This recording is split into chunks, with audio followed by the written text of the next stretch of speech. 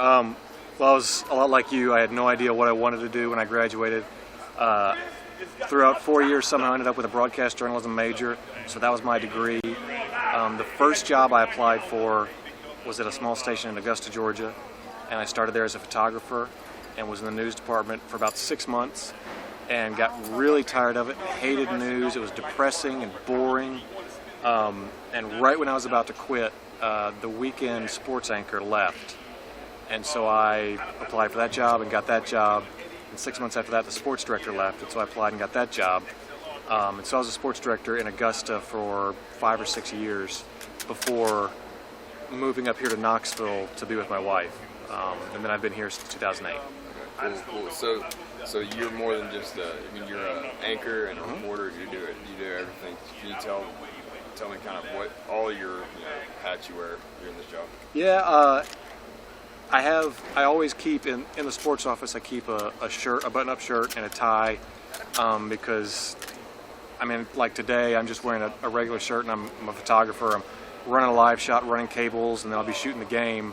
But like say 2009 when Lane Kiffin left, that night I was just a photographer that night, and ended up having to put the shirt and tie on and anchor from the station for 2 straight hours while Jim, the sports director, was out where Kiffin was. So you just kind of never really know. So some weekends I'll anchor, some weekdays. Tomorrow I'm going out and shooting a story myself, and I'll have a stand-up and track it and put a package together. So there's not really a typical day. It's just kind of whatever's going on, that's where I'm at. Okay, cool. Yeah, just you don't have like a typical day, but is there like something you do kind of normally, like your progression throughout the week that you could tell us anything about? It depends on the season completely. You kind of get into, I wouldn't say there's necessarily a typical day, but you kind of get into a rhythm.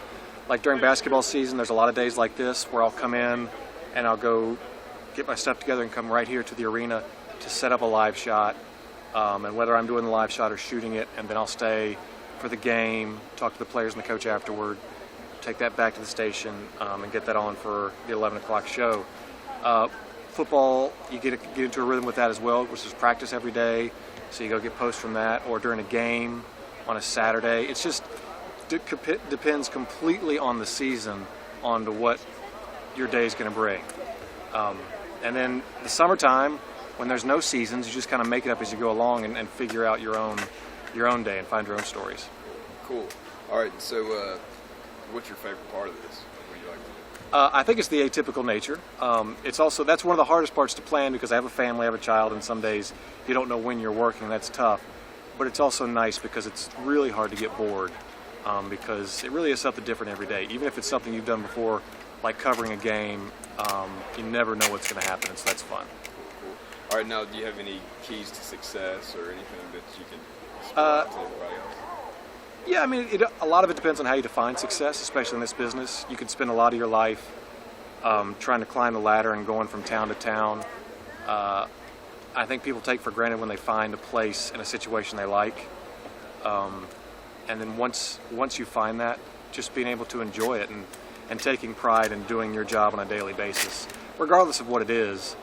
And then also, I think, especially for starting out in this business, just a willingness to try new things, even if it sounds dumb or it sounds like it's going to be hard. Just give it a shot, because it may end up being something you really enjoy.